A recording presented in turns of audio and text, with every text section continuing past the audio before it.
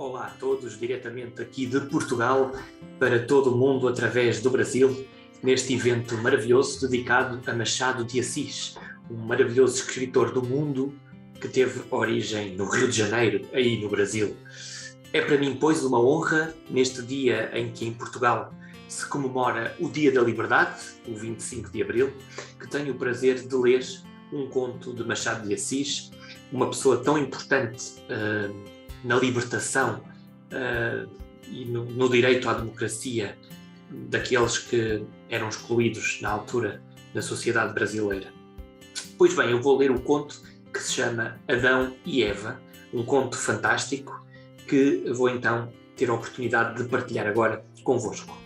O conto Adão e Eva. Uma senhora de engenho, na Bahia, pelos anos de 1700 e tantos, tendo algumas pessoas íntimas à mesa, anunciou a um dos convivas, grande lambareiro, um certo doce particular. Ele quis logo saber o que era. A dona da casa chamou-lhe curioso. Não foi preciso mais. Daí a pouco estavam todos discutindo a curiosidade, se era masculina ou feminina e se a responsabilidade da perda do paraíso devia caber a Eva ou a Adão. As senhoras diziam que a Adão, obviamente, os homens que a Eva, menos o juiz de fora, que não dizia nada, e Frei Bento, carmelita, que interrogado pela dona da casa, Dona Leonor, disse: "Eu, minha senhora, toco viola", respondeu sorrindo, e não mentia, porque era insigne na viola e na harpa, não menos que na teologia.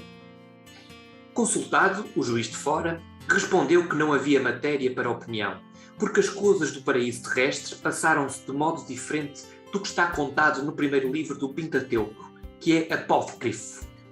Espanto geral, riso do carmelita que conhecia o juiz de fora como um dos mais piedosos sujeitos da cidade e sabia que era também jovial e inventivo, e até amigo do Pulha, uma vez que fosse cordial e delicada, nas coisas graves era gravíssimo.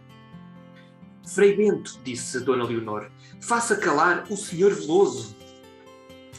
"Não o faço calar", acudiu o frade, "porque sei que da sua boca há de sair tudo com boa significação."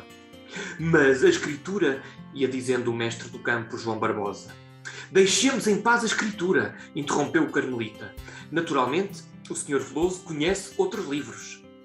"Conheço o autêntico", insistiu o juiz de fora, recebendo o prato de doce que Dona Leonor lhe oferecia. "Estou pronto para dizer o que sei, se não mandam o contrário." "Vá lá, diga." "Aqui está como as coisas se passaram. Em primeiro lugar, não foi Deus que criou o mundo, foi o diabo." "Cruz!" exclamaram as senhoras. "Não diga esse nome", pediu Dona Leonor. "Sim, parece que..." ia intervindo o Frei Bento. "Seja o tinhoso. Foi o tinhoso que criou o mundo. Mas Deus, que lhe leu o pensamento, deixou-lhe as mãos livres, cuidando somente de corrigir ou atenuar a obra, a fim de que o próprio mal não ficasse a desesperança da salvação ou do benefício. E a ação divina mostrou-se logo porque, tendo o tinhoso criado as trevas, Deus criou a luz e assim se fez o primeiro dia. No segundo dia, em que foram criadas as águas, nasceram as tempestades e os furacões, mas as brisas da tarde baixaram do pensamento divino. No terceiro dia foi feita a terra e brotaram dela os vegetais, mas só os vegetais sem fruto nem flor, os espinhosos, as ervas que matam como a cicuta. Deus, porém, criou as árvores frutíferas e os vegetais que nutrem ou encantam. E tendo o tinhoso cavado abismos e cavernas na terra, Deus fez o sol, a lua e as estrelas. Tal foi a obra do quarto dia. No quinto dia foram criados os animais da terra, da água e do ar. Chegamos ao sexto dia, e aqui peço que redobrem a atenção. Não era preciso dizê-lo, porque toda a mesa olhava para ele curiosa. Imaginem o ar. Veloso continuou dizendo que no sexto dia foi criado o homem e logo depois a mulher. Ambos belos, mas sem alma, que o tinhoso não podia dar, e só com ruins instintos. Deus infundiu-lhes a alma com um sopro e outros sentimentos nobres, puros e grandes. Nem parou nisso a misericórdia divina. Fez brotar um jardim de delícias e para ali os conduziu, investindo-os na posse de tudo. Um e outro caíram aos pés do Senhor, derramando lágrimas de gratidão. Vivereis aqui, disse-lhes o Senhor, e comereis de todos os frutos, menos o desta árvore, que é da ciência e do bem e do mal. Adão e Eva ouviram submissos, e, ficando sós, olharam um para o outro, admirados. Não pareciam os mesmos. Eva, antes que Deus lhe infundisse os bons sentimentos, cogitava de armar um laço a Adão. E Adão tinha ímpetos, bons sentimentos, mas tinha ímpetos de espancá-la. Imaginem. Agora, porém, embebiam-se na contemplação do outro, que, ou na vista da natureza, que era esplêndida. Nunca até então viram ares tão puros, nem águas tão frescas, nem flores tão lindas e cheirosas, nem o sol tinha para nenhuma outra parte as mesmas torrentes de claridade. E dando as mãos percorreram tudo, a rir muito nos primeiros dias, porque até então não sabiam rir, não tinham a sensação do tempo, não sentiam o peso da ociosidade, viviam da contemplação. De tarde iam ver morrer o sol e nascer a lua e contar as estrelas, e raramente chegavam a 1000, dava-lhes o sono e dormiam como 2 anjos. Naturalmente o tinhoso ficou danado quando soube do caso.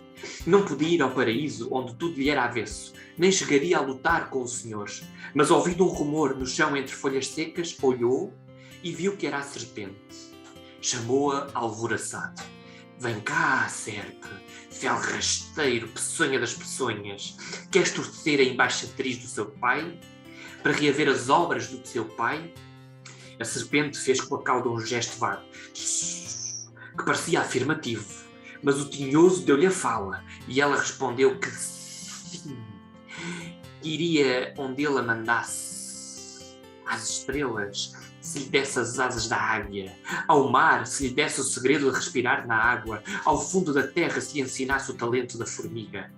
E falava a maligna, falava à toa, sem parar, contente e pródiga da língua, mas o diabo interrompeu-a. Nada disso, nem ao ar, nem ao mar, nem à terra, mas tão somente ao jardim das delícias, onde estão vivendo Adão e Eva.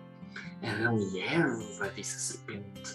Sim, Adão e Eva. 2 belas criaturas que vimos andar há tempo, altas e direitas como palmeiras? Perguntou a serpente. Justamente. Oh, detesto-os. Adão e Eva. Não. Manda-me a outro lugar. Detesto-os. Só a vista deles faz-me padecer muito. Não hás de querer que lhes faça mal. É justamente para isso, disse o tinhoso. Deveras? Então vou. Farei tudo o que quiseres, meu senhor e pai. Anda, dizes depressa o que queres que faça. Que morda o calcanhar de Eva? Morderei. Não, interrompeu o tinhoso. Quero justamente o contrário. Há no jardim uma árvore que é da ciência do bem e do mal. Eles não podem nem devem tocar nela, nem comer os frutos. Vai, entra, enrosca-te na árvore e quando um deles ali passar, chama-o de mansinho, tira uma fruta e oferece-lhe, dizendo que é a mais saborosa fruta do mundo. Se te responder que não, tu insistirás, dizendo que é bastante comê-la para conhecer o próprio segredo da vida. Vai. Vou, mas não falarei a Adão, falarei a Eva, disse a serpente. Vou, que é o próprio segredo da vida, não? Sim, o próprio segredo da vida, disse o tinhoso. Vai, serpe das minhas entranhas, flor do mal, se te saíres bem, juro que te darei a maior parte da criação, que é a parte humana. Porque terás muito calcanhar de Eva que morderes, muito sangue de Adão em que deitar o vírus do mal. Vai, não te esqueças. Esquecer? Já levava tudo de cor. Foi, penetrou no paraíso, rastejou até à árvore do bem e do mal, enroscou-se e esperou. Eva apareceu daí a pouco caminhando sozinha, esbelta, com a segurança de uma rainha que sabe que ninguém lhe arrancará a coroa. A serpente, mordida de inveja, ia chamar à peçonha à língua, mas advertiu que estava ali às ordens do tinhoso, e com a voz de mel chamou a Eva, e a Eva estremeceu. Quem me chama? Sou eu, e estou comendo desta fruta. Não, desgraçada, disse Eva, essa é a árvore do bem e do mal. Justamente, conheço agora tudo, a origem das coisas e o enigma da vida. Anda, come e terás um grande poder na terra. Não, pérfida! Mestre, para que recuses o esplendor e o resplendor dos tempos. Escuta-me, faz o que te digo e terás e serás legião. Fundarás cidades e chamar-te-ás Cleópatra. Dido, Semiramis, darás heróis do teu ventre e serás Cornélia. Ouvirás a voz do céu e serás Débora. Cantarás e serás Sapo. E um dia, se Deus quiser descer à terra, escolherá as tuas entranhas e chamar-te-ás Maria de Nazaré. Que mais queres tu? Realeza, poesia, divindade, tudo trocas por uma estulta. Queres tu? Por uma estulta obediência. Nem será só isso. Toda a natureza te fará bela e mais bela. Cores das folhas verdes, cores do céu azul, vivas ou pálidas cores da noite. Hão de refletir-se todas nos teus olhos. A mesma noite de porfíria com o sol virá brincar e brincar com os teus cabelos. Os filhos do teu seio serão para ti as melhores vestiduras, comporão os mais finos aromas, e as árvores e as aves te darão as suas plumas, e a terra as suas flores. Tudo, tudo, tudo. Eva escutava impassível. Adão chegou, ouviu-os e confirmou a resposta de Eva. Nada valia a perda do paraíso, nem a ciência, nem o poder, nenhuma outra ilusão da terra. Dizendo isto, ambos deram as mãos um ao outro e deixaram a serpente, que saiu pressurosa para dar conta ao tinhoso. Deus, que ouvira tudo, disse a Gabriel: vai, arcanjo meu, desce ao paraíso terrestre onde vivem Adão e Eva e traze-os para a eterna bem-aventurança que mereceram pela repulsa às instigações do tinhoso. E logo o arcanjo, pondo na cabeça o elmo de diamante, que rutila como um milhar de sóis, rasgou instantaneamente os ares e chegou a Adão e Eva e disse-lhes: salve, Adão e Eva, vinde comigo para o paraíso que merecestes pela repulsa às instigações do tinhoso. Um e outro, atónitos e confusos, curvaram o colo em sinal de obediência. Então Gabriel deu as mãos a ambos e os três subiram até à instância interna, onde miríades de anjos os esperavam cantando: entrai, entrai, a terra que deixastes fica entregue às obras do tinhoso, aos mais animais ferozes e maléficos, às plantas daninhas e peçonhentas no ar impuro, à vida dos pântanos. Reinará nela a serpente que rasteja, babuja e morde. Nenhuma criatura igual a vós porá, entre tanta abominação, a nota de esperança e de piedade. E foi assim que Adão e Eva entraram no céu, ao som de todas as cítaras que uniam as suas notas em um hino aos 12 egressos da criação. Tendo acabado de falar, o juiz de fora estendeu o prato a Dona Leonor para que lhe desse mais doce, enquanto outros convivas olhavam uns para os outros embasbacados. Em vez da explicação, ouviram uma narração enigmática, ou pelo menos sem sentido aparente. Dona Leonor foi a primeira que falou.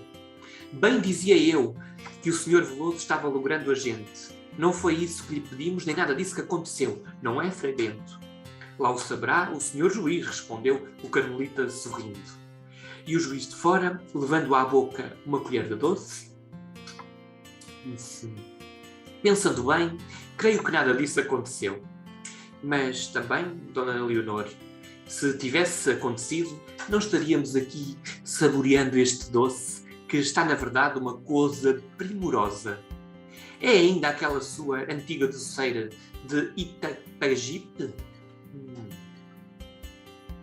Fim da história.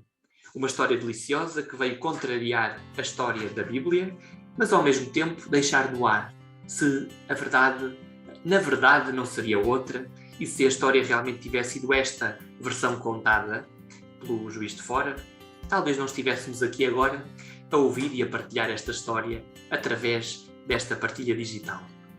Um abraço de Portugal para todos.